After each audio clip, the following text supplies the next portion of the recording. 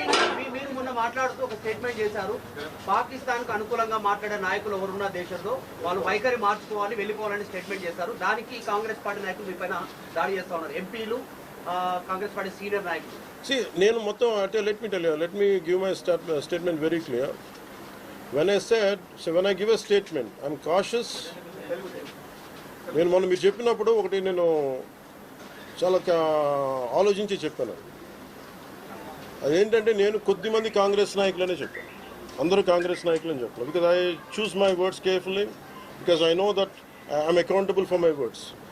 అందుకని నేను ప్రత్యేకించి కొద్దిమంది కాంగ్రెస్ నాయకుల మాటలు విన్నాను, నేను మీడియాలో చూశాను, అది రిపీటెడ్గా జరుగుతుంది. అలాగే చాలామంది ఇట్లాంటి టైమ్స్లో ప్రభుత్వానికి మనం అండగా నిలబడాలి, కానీ ఇదేమైనా ప్రత్యేకించి అది ఒక భారతీయ జనతా పార్టీయో లేదంటే ఒక ఎన్డీఏ కూటమి చేస్తున్న యుద్ధం కాదు, అంటే దేశం చేస్తున్న యుద్ధం ఇది.